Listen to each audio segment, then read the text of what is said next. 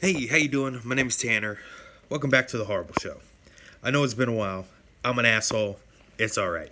I made a Criterion collection video a little while ago, but it's kind of a long one. Keek says hi. Good lord, it's kind of a long one.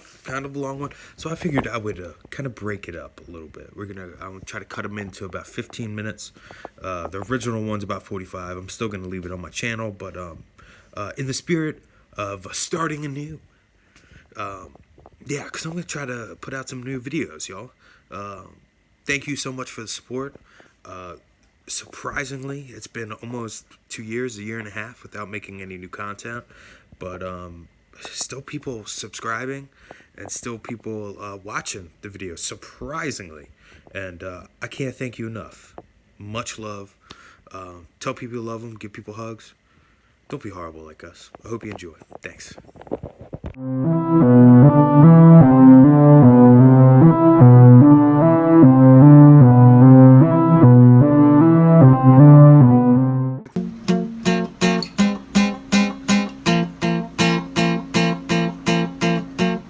I dress like an old man, and then pretended to fall so people would buy me Criterions. Know my head feels weird, but if you bought me Criterions, it'd feel great. Yeah.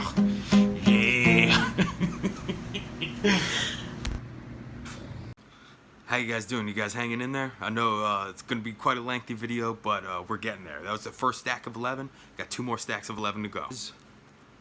The Virgin Spring. This is a movie by Ingmar Bergman. Before I get into these movies, I've not seen the Ingmar Bergman film. I've heard so many great things about him. Some people call him maybe the best director of all time. So all 3 of these movies have Max von Sydow in them. Sydow from Exorcist fame. I think everybody knows him from Exorcist. This movie came out in 1960, glorious black and white. And the reason why I picked up this movie is that I'm a big fan of a movie called Last House on the Left, directed by Wes Craven. And the Virgin Spring had influenced that movie so much, it's almost essentially quite very much the same movie. It is a tale of revenge, savagery, in medieval Sweden. This is spine number 321.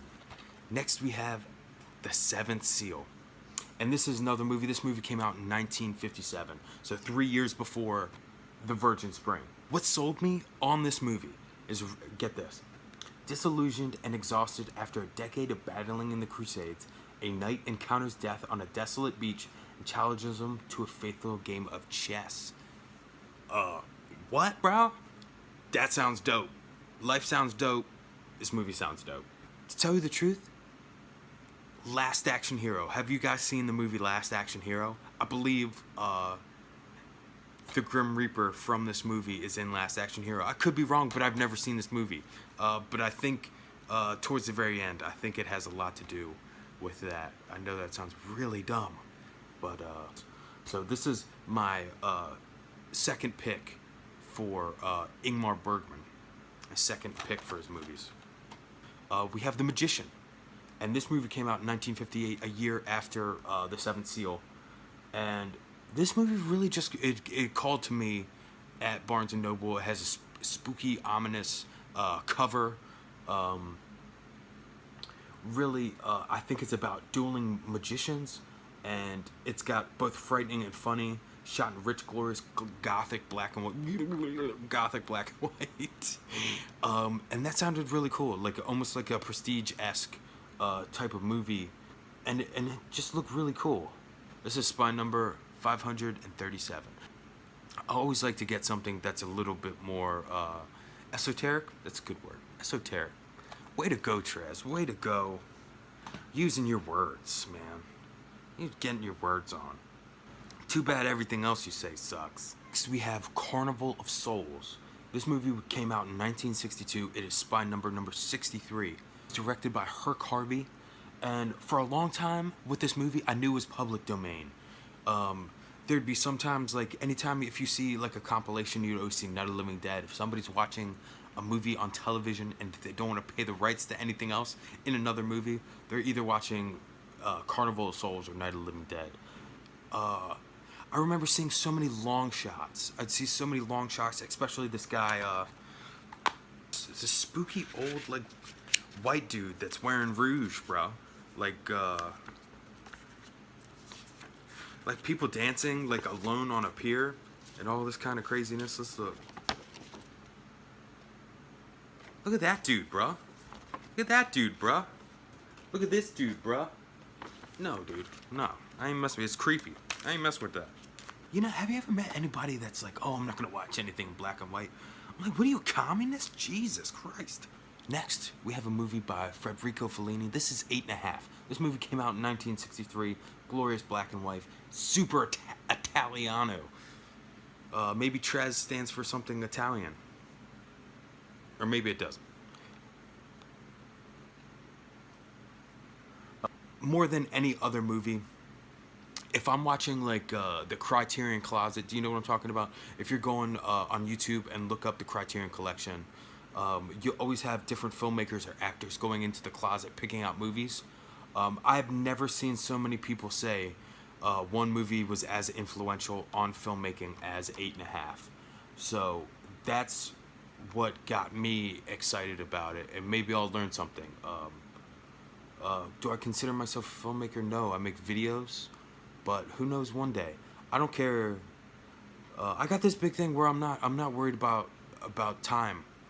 You know, maybe if I'm like 50 years old or 60 years old, maybe I'll make a movie. Who knows? Like, if I learn enough, oh, you just got to go for it.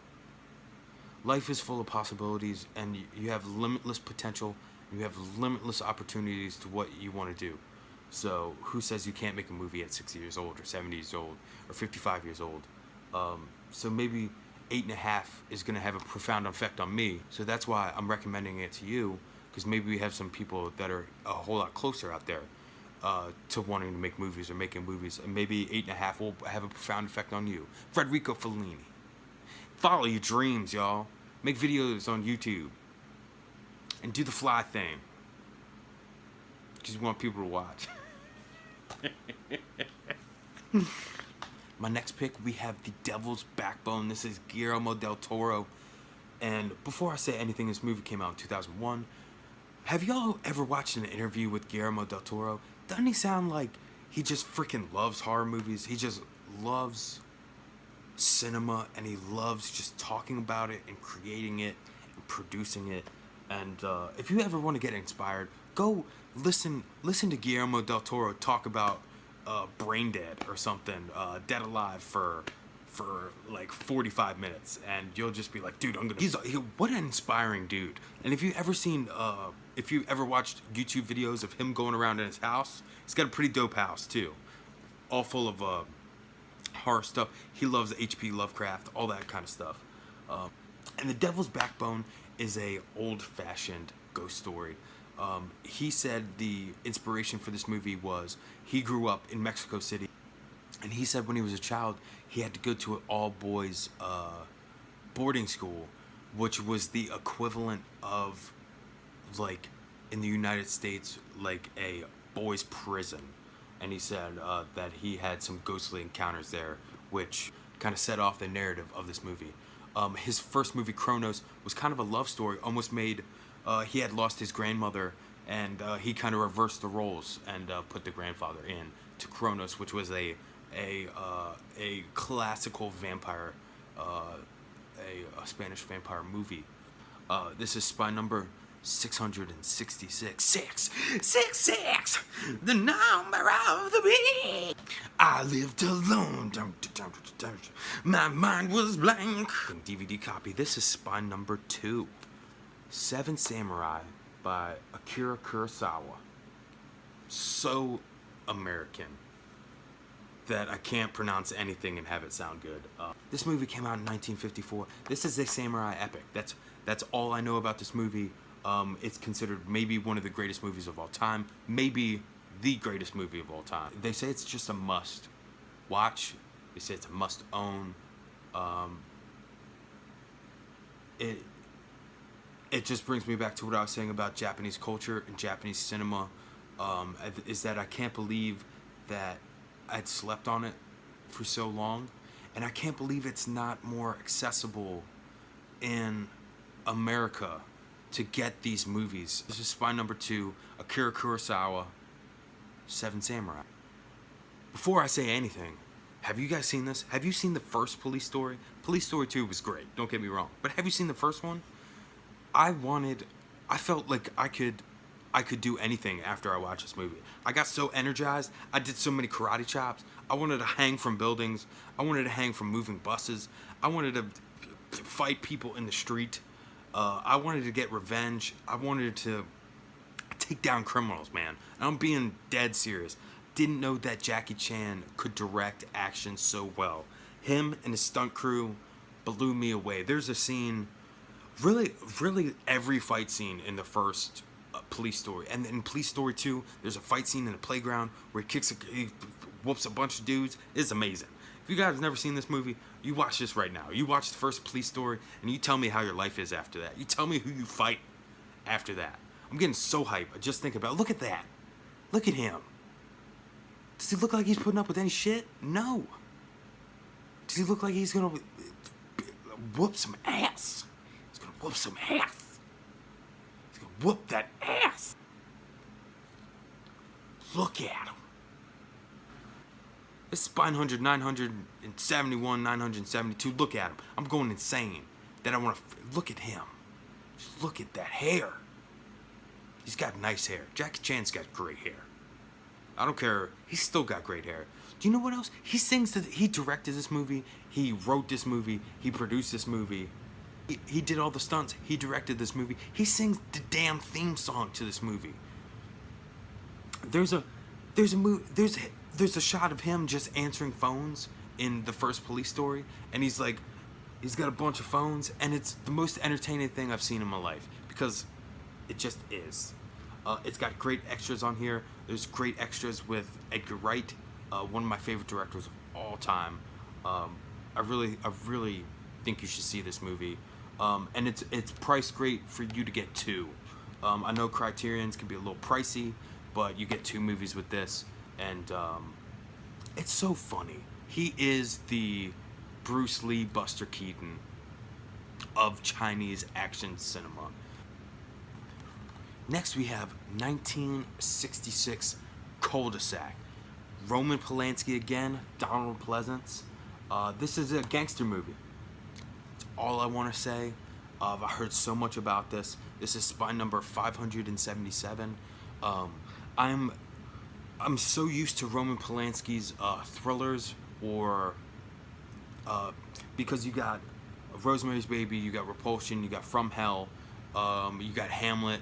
You have different movies from Roman Polanski, and I don't remember seeing a criminal crime drama gangster film from Roman Polanski. So I'm really looking forward to picking this one up. I didn't think this one was going to be at my local Barnes & Noble, but when I saw it, I knew I had to pick it up. It was really cool, really cool. 1977, Culdesac. Said it 5 times. How about one? When I grew up, I lived in a cul-de-sac. You know, I'm gonna buy a house soon. I'm probably gonna buy one in a cul-de-sac. What else can we say? Cul-de-sac. How's your mom doing? Cul-de-sac. We have David Lynch's Mulholland Drive. This movie came out in 2001. It is 146 minutes, just in case if you wanted to know. It's got Naomi Watts in it. Naomi Watts was killing it. During The Ring, I believe she was in King Kong. She was freaking killing it at this time, y'all. I give it to her. She's still in a lot of movies. Naomi Watts is in a lot of movies. I watched one with her the other day. It was kind of a stinker. It was the one where she was like snowed in with her son, and he was bullshitting the whole time. I'm sorry, that shit. Sorry if I just spoiled it, but don't watch it. It was terrible. So this movie is about being in Hollywood, living in Hollywood, and the life surrounding Hollywood, but you know it's directed by David Lynch, so there's going to be some fantastical spins on reality and life and things of that nature. I got this, this was the DVD copy, but I'm okay with the DVD copy. It's really nice booklet. A bunch of special features, 4K digital transfer. I know that doesn't mean much being that it's a DVD. I hate to say it, not to just be that guy, but I'm sure the DVD is going to look really good. So, yeah, I'm really happy with Mulholland Drive. Spine number 779, David Lynch. Next up, we have Repo Man. This movie came out in 1984 and is directed by Alex Cox. And this movie is notorious for its early 80s LA punk scene vibe. So I've never seen this. This was a blind buy. But this stars Emilio Estevez, which I think is really underrated. I miss him being in movies.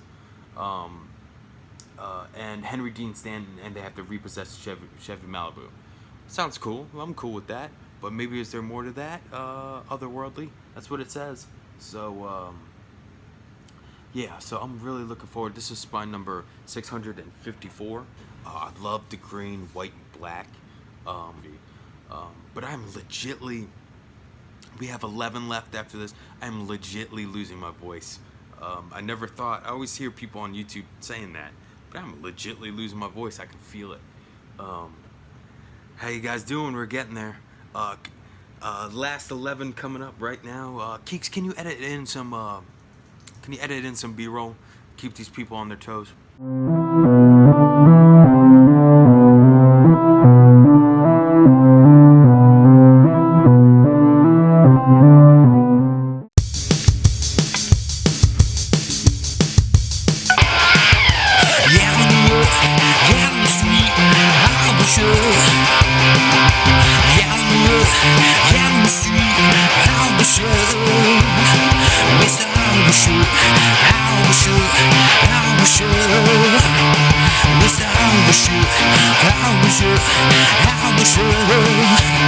Let's go.